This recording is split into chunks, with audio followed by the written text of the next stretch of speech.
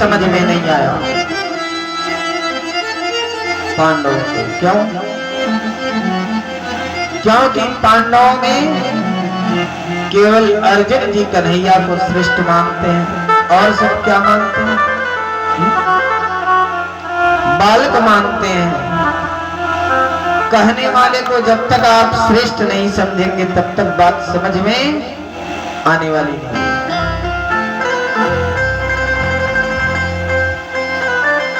मेरे कन्हैया ने विचार किया कि ये सब राजा तो बन गए, लेकिन राजा को अगर उसके कर्तव्य के बारे में पता नहीं होगा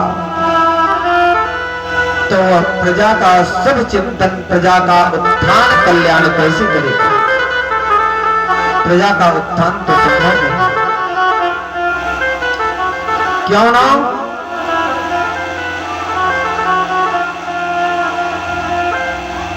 इन्हें किसके पास ले चल?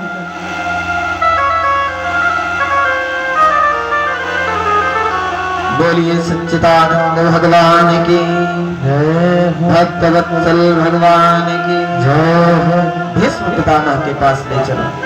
भीष्म पितामह के पास लेकर मेरे प्यारे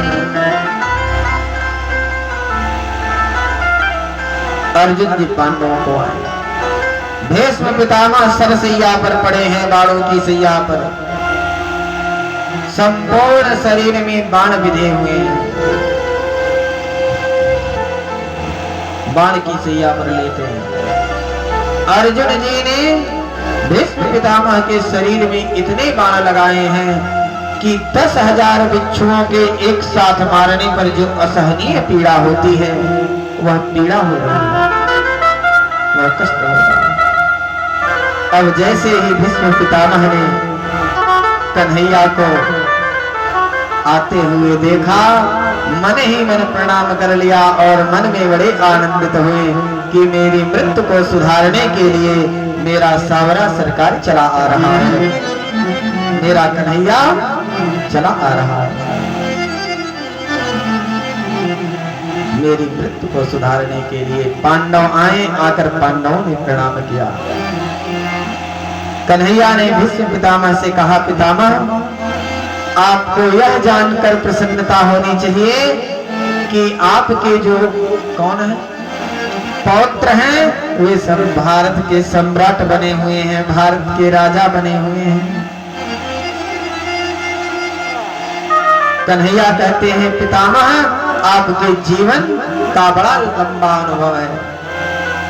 आप अपने जीवन में जो अनुभव है उस अनुभव के माध्यम से इन पांडवों के मार्ग को प्रशस्त करिए कि इनके कर्तव्य क्या हैं। भीष्म पितामह ने मन ही मन कहा कि कन्हैया जो सब कुछ जानते हुए भी दूसरों को सम्मान देना चाहे वह तुमसे सीख सकता है। कन्हैया लगते तो तुम सबके पर बाबा हो, लेकिन बात कैसी करते हो? छोटे से बच्चों वाली बात करते हो। भीष्म पितामह कहते हैं पांडवों से कि भाई तुम सब भारत के सम्राट बने, बड़ी प्रसन्नता की बात है, लेकिन दान धर्मान राज्य धर्मान मोक्ष धर्मान विभाग सब। अरे तुम सब क्या हो? राजा के साथ साथ क्या हो? गृहस्थ हो। गृहस्थ का पहला कर्तव्य है क्या करे? खूब परिश्रम करके धनार्जन करे और जितना धन कमाए उसका 10वां अंश क्या कर दे? दान कर दे। धन की पवित्रता दान करने से। और तुम राजा हो, राजा के लिए यह कर्तव्य है कि वह अपने प्राणों की चिंता न करते हुए भी प्रजा के प्राण की रक्षा करे, प्रजा के धर्म की रक्षा करे।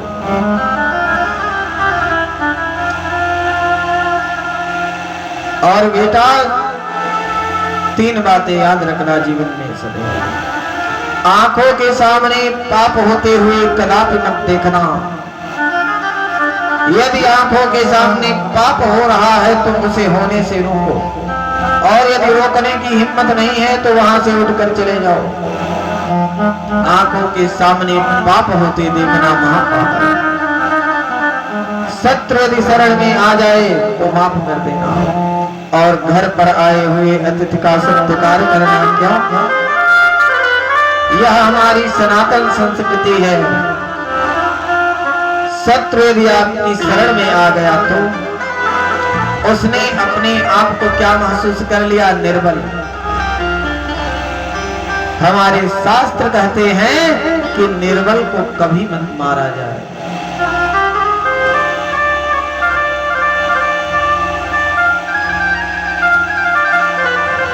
भीष्म पितामह कहते हैं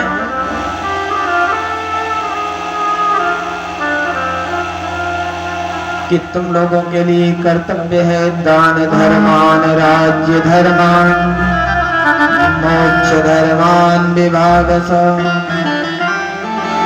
मेरे प्यारे यह प्रयास करना चाहिए कि अपनी सनातन संस्कृति के संरक्षण के लिए जहां पर गुरुकुल पाठशाला देवालय आदि का निर्माण हो रहा हो, वहां यदि नारायण ने धन दिया है तो धन के माध्यम से सहयोग करे, और यदि भगवान ने धन नहीं दिया है तो शरीर से सहयोग करे कि हमारी संस्कृति का क्या हो, संरक्षण हो। तन पवित्र सेवा के, तन पवित्र सेवा किए, धन पवित्र करिदान, मन पवित्र हरि भजन सो, त्रिविध होत कल्याण।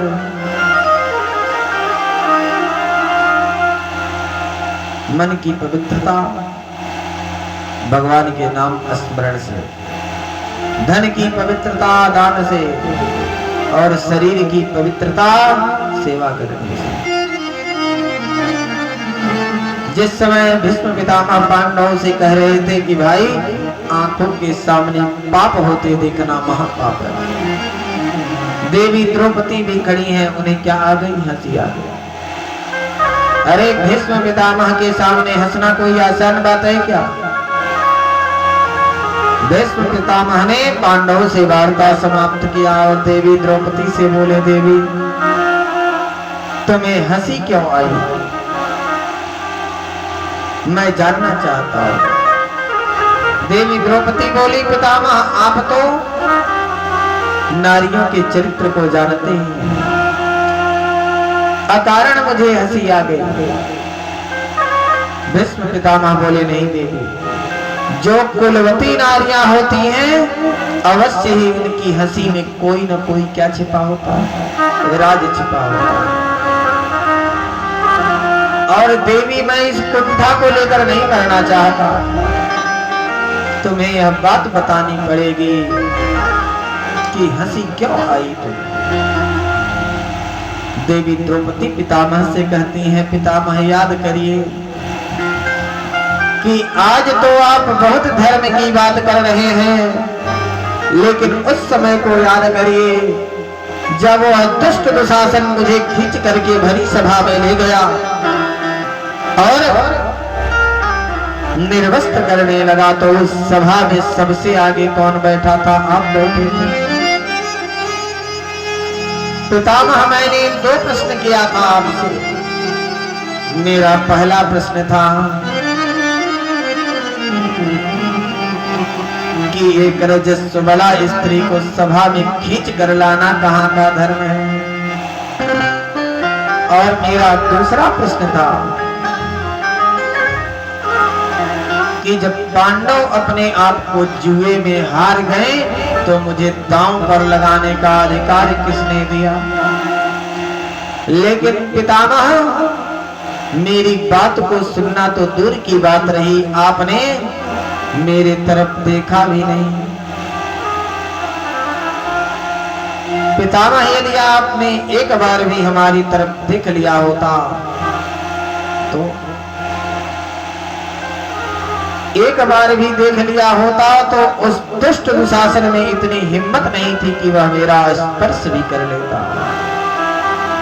भीष्म पितामह हिलकियों से रो पड़े,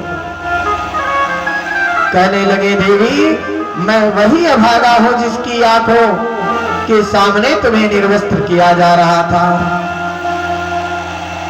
देवी जो दुर्योधन का दूषित अन्न है, आयुर्वेद का एक सिद्धांत है क्या, आहार शुद्धि सत्व शुद्धि सत्व शुद्धि ध्रुवै स्मृति। हम शुद्ध आहार लेंगे तो हमारे अंदर सात्विक विचार आएंगे, और सात्विक विचार आएंगे तो हमारी जो स्मृति है यानी बुद्धि है क्या होगी, तीव्र होगी, तेज होगी। और यदि अन्न दूषित रहेगा तो बुद्धि क्या हो जाएगी, भ्रष्ट हो जाएगी। अन्न नमः सब पाप बसेरा। अन्न में भी क्या होते हैं, दोष होते हैं।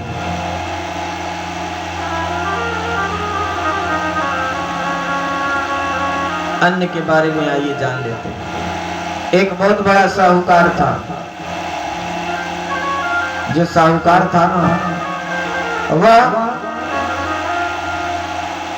अन्न की खरीद फरोख्त करता था।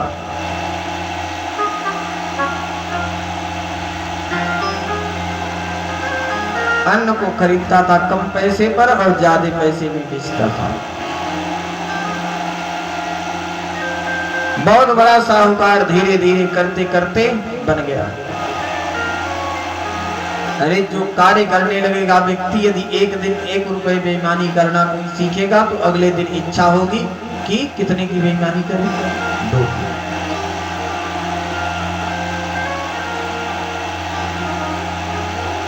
इच्छाएं शांत नहीं होती।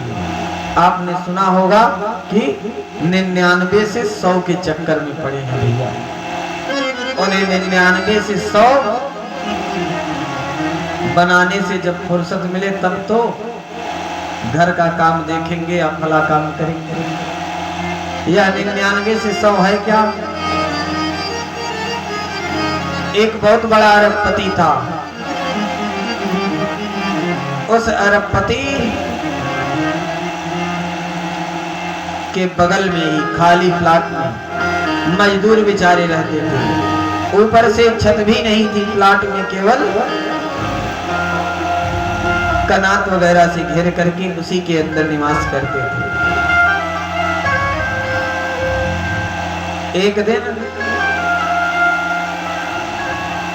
सेठ ने देखा कि ये तो बड़े आनंद पूर्वक जीवन व्यतीत कर रहे हैं, कमा रहे हैं, खा रहे हैं। उसने एक थैली में 99 रुपए रख दिए और 99 रुपए रख करके क्या किया, नीचे गिरा दिया। एक मजदूर पा गया इस 99 रुपए को, गणना किया तो 99। जब तक इनके पास पैसा नहीं था मजदूरों के पास, तब तक सुखी थे, कमाते थे, खाते थे। लेकिन जैसे ही इन्हें 99 मिला सो ये 100 के चक्कर में पड़ गए कि इसे कैसे 100 बना लिया। अब ना आपस में बोल चाल इनका रह गया, न खान पान आपस में रह गया, सब इधर उधर बट गए। 99 से 100 का जो चक्कर होता है यह बड़ा गड़बड़ होता है। दूषित अन्न का प्रभाव देखिए। एक दिन उन सेठ जी के यहाँ एक संत जी पहुंचे। सेठ जी ने विचार किया कि मेरी अहोभाग्य कि मेरे यहाँ संत का आगमन हुआ।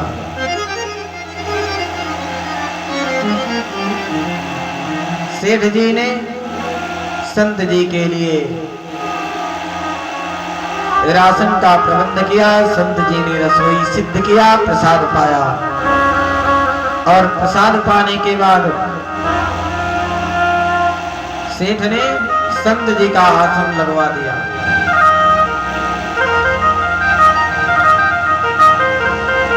अब संत जी सोए, लेकिन रात को नींद नहीं आए, मुख से राम राम तो निकल ही नहीं रहा। क्यों? क्योंकि अन्न का प्रभाव। अब संत जी को अनिद्रा, तो संत जी ने किया क्या? चद्दर को हटाया कि चद्दर हटा देने से शायद नींद आ जाए। जैसे ही चद्दर को हटाया तो देखा क्या कि बहुत सारी रुपए की गड्डियां पड़ी। संत जी के मन में विचार आया, क्यों ना इसमें से 2-1 गड्डी ले ली जाए। जब हजारों गड्डियां हैं तो गिनेगा कौन?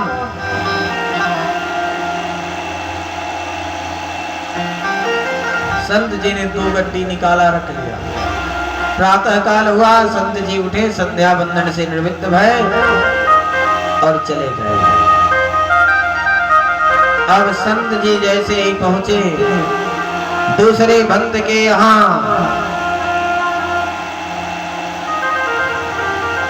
उसके अन्न को खाया, सात्विक अन्न का ग्रहण किया। संत जी की जो बुद्धि है वह पुनः शुद्ध हो गई और उनके मन ही मन पश्चाताप करने लगे। और इधर सेठ भी क्या, सेठ को हिसाब करना था, साहूकारों को पैसा देना था, जहां से वह अनाज की खरीद फरोख्त करता था। उसने पैसे गिने तो 2 गड्डी कम हुआ। सेठ संत जी को खोज ही रहा था कि संत जी पहुंच गए। संत जी ने उस सेठ को डांटते हुए कहा कि अरे सेठ, इस तेरे दूषित अन्न ने मुझसे चोरी के जैसा कुत्सित कार्य करवा दिया। अगर तेरे दूषित अन्न को मैं खाया न होता तो मेरी बुद्धि भ्रष्ट न हुई होती, और बुद्धि भ्रष्ट न हुई होती तो यह चोरी मैं न किया होता। इस चोरी में तेरे अन्न का खेल है। जो बरामदे में हमारी माताएं बहनें बैठी हैं, उनसे निवेदन है कि अंदर जगह नहीं है, इसलिए आप लोग बाहर आके बैठ जाएं, जैसा आप लोगों को सही लगे। ये छोटा सा भजन है, भक्त का भाव है कि संसार है चलो यहाँ देख भाल के, संसार है चलो यहाँ देख भाल के, संसार है चलो यहाँ देख भाल के, इसको बनाने वाले भी होंगे कमाल के, इसको बनाने वाले भी होंगे कमाल के। सारी है चलो यहाँ देख भाल के,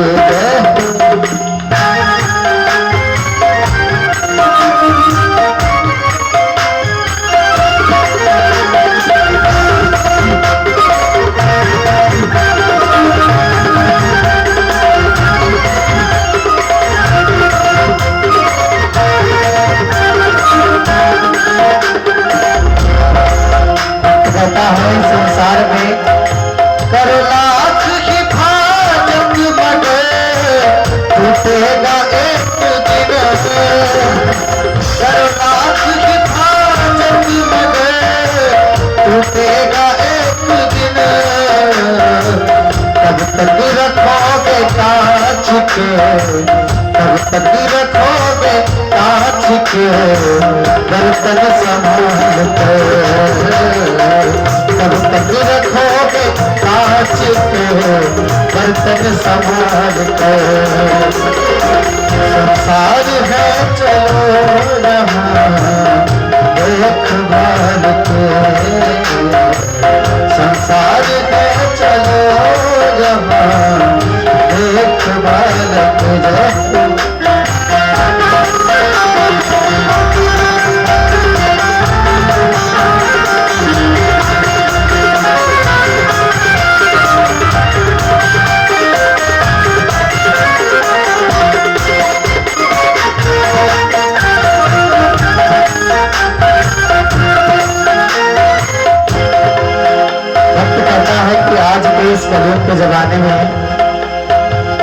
बड़ी बड़ी शादियों में जो भोजन बनते हैं बर्बाद किए जाते हैं।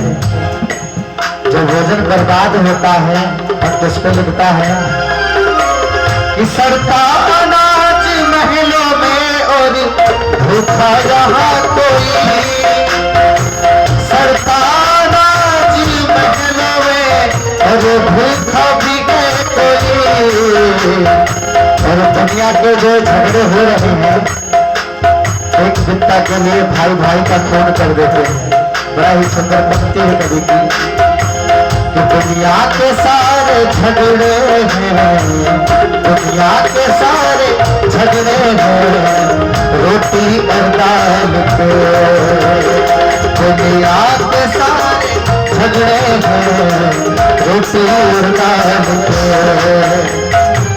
संसार पे चलो रहा देखभाल कर, देखभाल कर, देखभाल कर। बोलिए द्वारिकाधीश सरकार की जय। अंदर यदि जगह ना हो तो आप लोग बाहर आ जाए। मेरे प्यारे देखिए कथा कहाँ थी?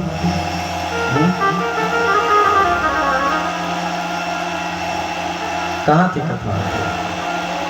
हैं?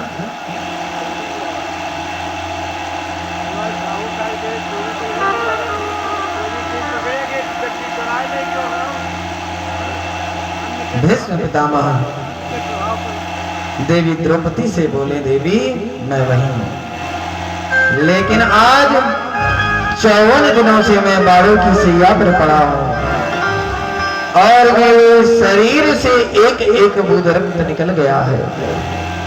जो रक्त दुर्योधन के दूषित अन्न के द्वारा शरीर में बना था, वह रक्त अब मेरे शरीर में नहीं रहा और मेरा शरीर अब शुद्ध हो चुका है।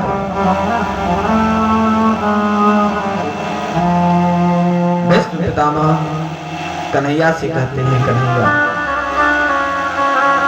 हमारा एक प्रश्न है आपसे कि मुझे अपने 99 जन्मों की एक बात याद है। मैंने कोई भी पाप नहीं किया, आखिर मुझे किस पाप के कारण यह बाड़ों की सैया मिली है?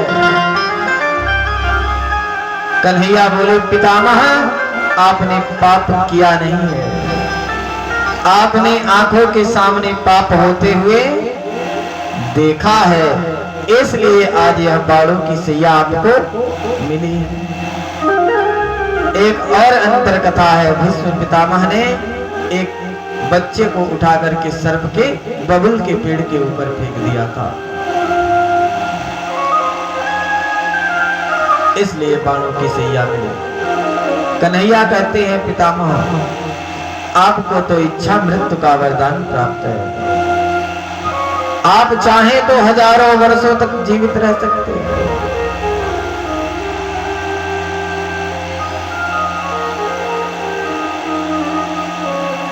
आप तो हजारों वर्षों तक जीवित रह सकते हैं। भीष्म पितामह बोले, कन्हैया रह सकता हूं जीवित, लेकिन नहीं।